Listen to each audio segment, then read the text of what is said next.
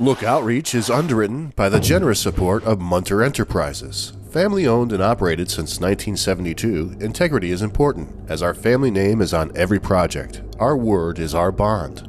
Munter Enterprises. Just build it.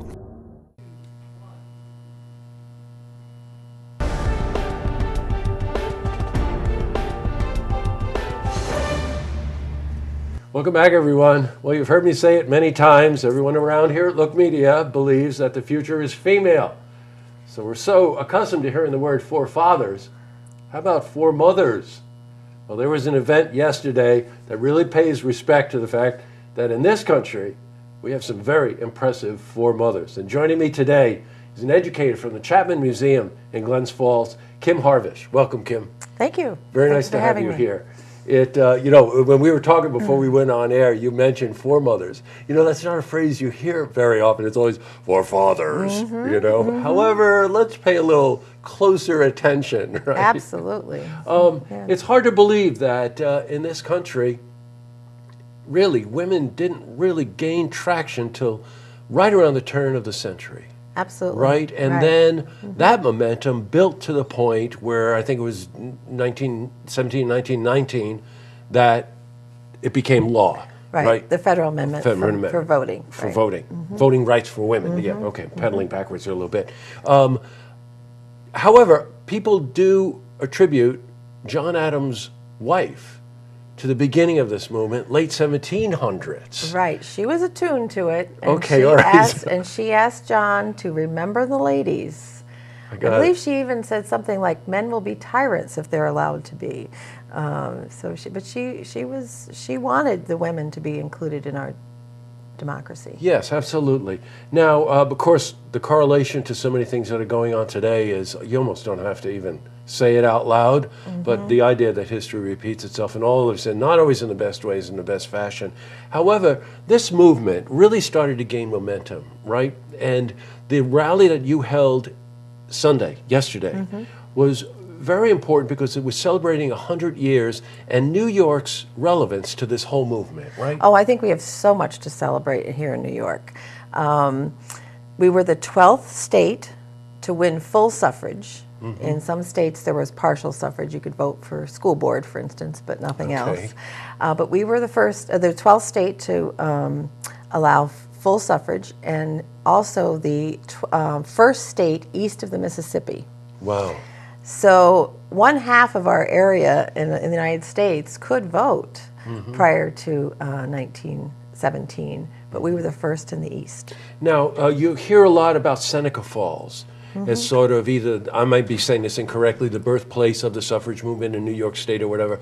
But Seneca Falls, right here in our own region, was an important that's the other player, thing right? that New York really has something to be proud of. I mean, like we said, we've talked about Abigail Adams, and there were other rumblings about women's suffrage before 1848. But it's when we had the convention in July of 1848 in Seneca Falls that we've really started the beginnings of what we consider the women's movement for suffrage. Now, the celebration is a Centennial Celebration? Yes. Okay, walk me through that a bit. Well, we're trying to this whole year have celebrations. We have two major events scheduled for the 2017, but we have other events, smaller events going on. But it's really, it was on the ballot in 1915, but between 1915 and 1917, the National American Women's Suffrage Association, these acronyms are easy to say. Hard to say, but we call them NASA. But NASA, who was run by Carrie Chapman Catt at that point, she turned a laser focus on New York after 1915 and said, we're going to win New York. New York had a lot of population, obviously, and we also had a large number of legislators who could influence the vote. Yes, of course. So she turned a laser focus. There was canvassing from door to door in the cities, in the countryside, everywhere. They garnered over 1 million signatures on a petition, and they also published millions of pieces of literature in 7 different languages targeting the immigrant population. Because the women, of course, had to influence their husbands to vote. But excuse me. So there was a big shift between 1915 and 1917. So I think we have a lot to celebrate. Oh my goodness. And I think at one point, it's one thing to talk about it, it's one thing to try to do it legislatively, but that's when women really did take to the street also. Another very important aspect of our democracy, peaceful demonstration, and demonstration showing force in a way that says we will not be ignored. A name that pops into my mind, Elizabeth Stanton. Yes, Elizabeth Cady Stanton. In fact, I'm just reading her biography, 80 Years and More. So Really? It's wonderful, Cool. her memoirs. But yes, she was very instrumental. She was one of the people who planned the 1848 convention, and I believe she died in the early 1900s, like 1906. So she was influential that whole time. She had a lot to do with the ideology. She was a writer. A foremother. And she was definitely a foremother, yes. And she actually, 3 generations of her family fought. Right. Now, her daughter was involved? Her daughter and granddaughter. Right, okay. Yeah, so 3 there's generations no quitting. of her family.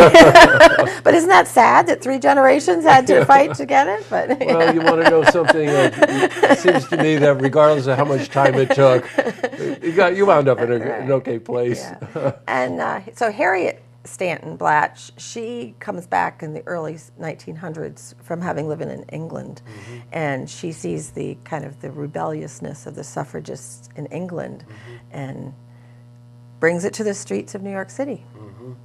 Now, the Kim and the rest of the people involved in this committee put on a great event yesterday in City Park in Glens Falls, where you each read from selected writings from all of the influential women throughout the suffrage movement, correct? Right. That must have been riveting. It was. I learned a lot, even just Yeah. listening to things that I hadn't heard spoken before. Now, there will be another event in October. We'll have you back before then to talk about that. Really want to try to get people there. But also, this is an opportunity. You hear about it so much now, especially because of the particular political climate that we're in, to get involved. I hear every day now that women registering for political office is shot way up. Get involved in mentoring, get involved in teaching, get involved in politics. And every month at the Chapman or other historical societies around our area, there are events going on and lectures and things that you will want to participate in. What's the best way that somebody can cut through that? Contact the Chapman? Yes, we'd love to have volunteers. We're Yeah, continually researching and planning events, ideas for events. Yes. All right, we'll do that. Yes, we'd love to have. And they can contact you people. through the Chapman? Yes. Okay. Yes, there you go. Educator at chapmanmuseum.org. Okay, Educator at chapmanmuseum.org. The future is female. Let's prove it. Kim, it's great to have you. Thanks a lot. Thank you. Very nice to meet you. To see this interview again, you can head to our website, looktvonline.com.